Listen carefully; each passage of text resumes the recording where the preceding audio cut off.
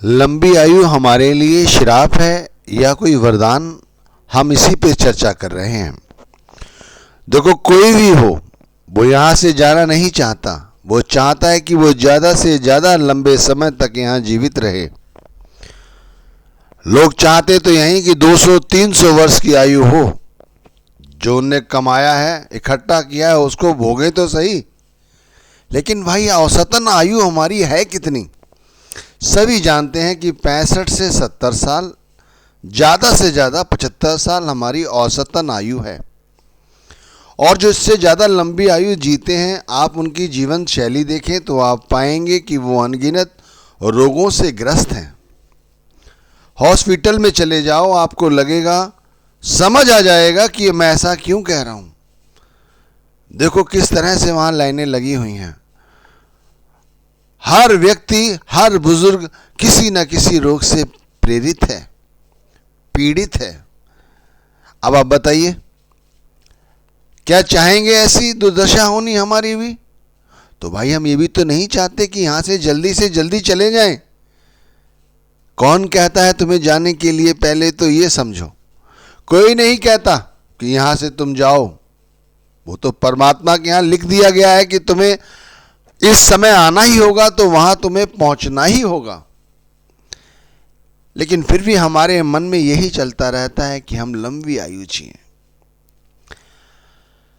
भाई, व्यक्ति लंबी आयु जिए, लेकिन किसी उद्देश्य के साथ, किसी मोटिव के साथ जिए तो समझ आएगा उसे जिंदगानी किसे कहते हैं।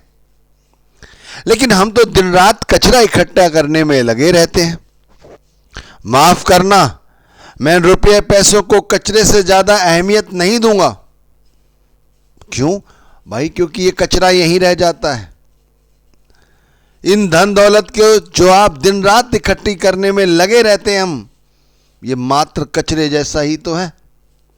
अगर कुछ होता तो हमारे साथ जाता, सबका सब यही रह जाता है। और हम इसी कचरे के चक्कर में, इसी माया के चक्कर में इस कदर से उलझे हुए हैं कि अपने जीवन को यूं ही बर्बाद कर रहे हैं।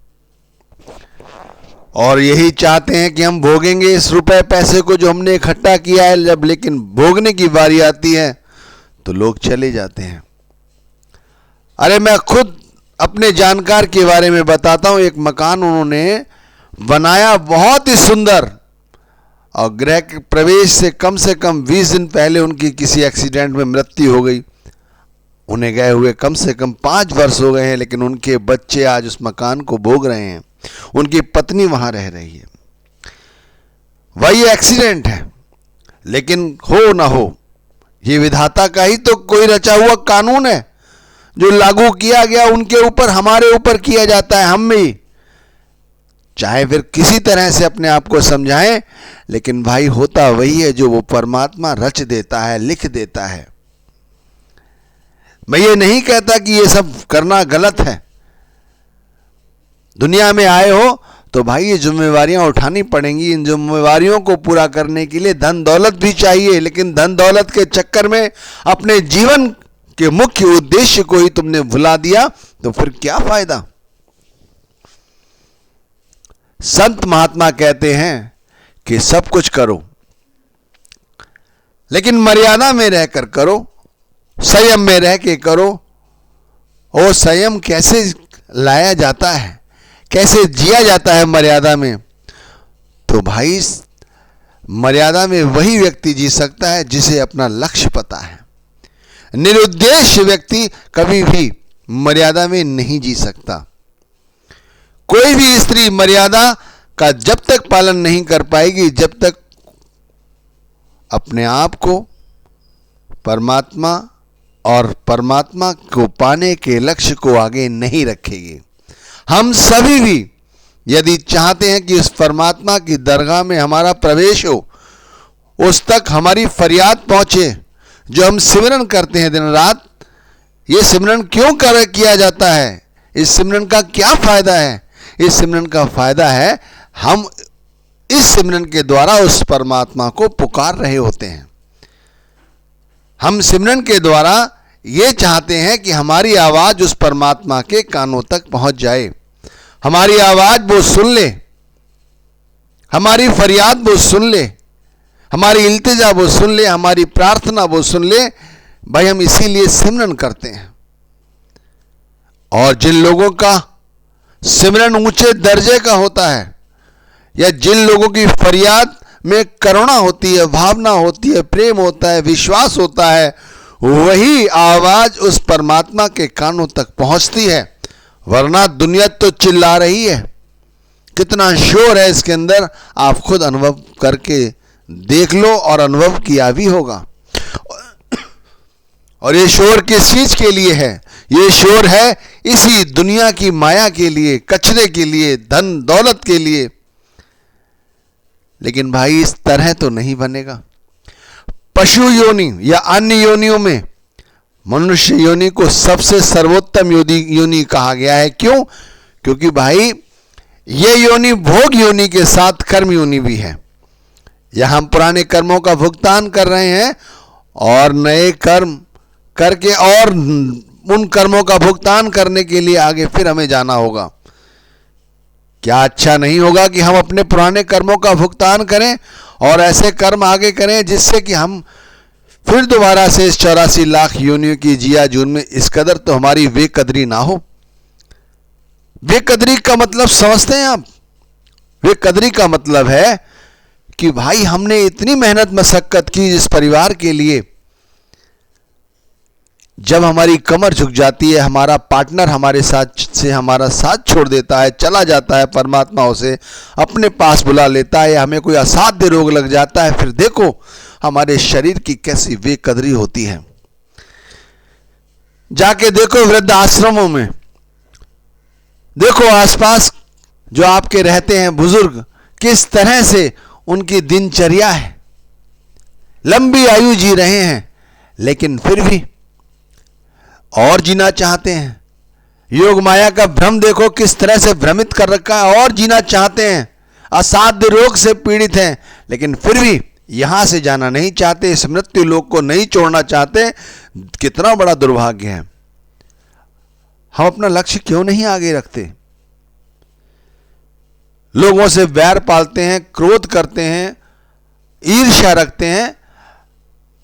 जो ज्ञानी है वो तो चुप रहते हैं, लेकिन जो वाकई मोदंडी हैं वो तो ये यहां तक कहते हैं कि परमात्मा ने लंबी आयु दे। क्योंकि लंबी आयु एक अभिशाप बन जाती है कि व्यक्ति अगर निरुद्देश्य जीता है। लंबी आयु जियो लेकिन परमात्मा की याद में समय बिताओ। गुरु नाम ने जो दिया है नाम, उस नाम के साथ अपनी आत्मा को जोड़ो। उस नाम के साथ इस कदर जोड़ो और उस परमात्मा को पुकारो कि हमारी आवाज उसके कानों तक पहुंच जाए। दरवाजा खटखटाओ, वो खोले। श्री हरि, श्री राम, चाहे उन्हें फिर अल्लाह कहो, वाहे गुरु कहो, चाहे जीसस कहो, कुछ भी कहो, वो तुम्हारी आवाज जरूर सुनेगा। जिन्होंने पुकारा है उनकी आवाज उन्होंने जरूर सुनी है। करुणा पैदा करो, विश्वास पैदा करो। ये जो उद्देश्य है कचरा इकट्ठे करने का, धन इकट्ठा करने का, ये सब छोड़ दो, अभी समय है। नाम जपत कुष्ठी भला, चू चू परे जो चाम, कंचन दे के काम की जे मुख नाही राम। अगर उस शरीर से कौन टपकता है, असाध्य रोग हैं, लेकिन वो नाम का सिमरन करता है, नाम के साथ जुड़ा हुआ है, हरि नाम का कीर्तन कर रहा है, गुरु नाम का कीर्तन कर रहा है, वो धन्य है। कंचन देह के काम की उस शरीर का कुछ भी नहीं बनेगा जो नाम नहीं जपती। तो भाई दिन रात इस शरीर को चमकाने के साथ साथ गुरु नाम को भी चमकाओ। लेके रख रखा है उसे, उसको तो साफ करो। कैसे साफ होगा? दिन रात उस नाम का रटन करो, उस मालिक को पुकारो। लंबी आयु की बजाय जो श्वासें मालिक ने दी हैं उन श्वासों को उस परमात्मा के नाम के तार के साथ जोड़ दो। मैं भी आपको बहुत सारी किस्से कहानियां सुना सकता हूं, लेकिन मैं चाहता हूं कि अपने सत्संगों में ज्यादा किस्से कहानियों का प्रयोग ना करूं, क्योंकि जिससे किस्से कहानी अक्सर याद रह जाते हैं। मैंने ये भी अनुभव किया है। लेकिन सच्चाई तो भाई यही है कि हम लंबी आयु जीना चाहते हैं। कोई चाहता है कि यहाँ से चले जाएं? नहीं चाहता। लेकिन भाई अगर नहीं चाहते फिर भी जाना तो पड़ेगा। जब समय आएगा तो उठा लिए जाओगे, जिस अवस्था में हो उसी अवस्था में बुला लिए जाओगे। फिर चाहे तुम उनके आगे कितने गिड़गिड़ाओ, फरियाद करो, तुम्हारी कोई नहीं सुनेगा। अगर तुम्हारा कोई जानकार तुम्हारी मदद कर सकता है वहां पे, तो वो केवल तुम्हारे सद्गुरु हैं, तुम्हारा वो नाम है जो तुमने जपा। और यदि तुम सोचते हो कि दुनिया के लोग तुम्हारी वहां पर मदद करेंगे, तो तुम इस गफलत की नींद से जाग जाओ। वहां तुम्हारी कोई मदद नहीं करेगा, सिर्फ ये नाम की कमाई करेगी, सद्गुरु करेंगे, और कोई नहीं तुम्हारी मदद कर सकता। हमारी कोई मदद नहीं कर सकता। हमारी मदद केवल सद्गुरु की भजन बंदगी है जो मदद करती है। लंबी आयु जियो, लेकिन ऐसी आयु जियो जिसमें परमात्मा का हमेशा ध्यान रहे, चलते फिरते परमात्मा का ध्यान रहे, विश्वास रहे कि मेरा जो लक्ष्य है वो सिर्फ परमात्मा को पाने के सिवाय मेरा दूसरा कोई लक्ष्य है ही नहीं। हरि व्यापक सर्वर्थ समाना, वो हरि, वो परमात्मा, वो परमेश्वर, वो वाहेगुरु, वो अल्लाह, वो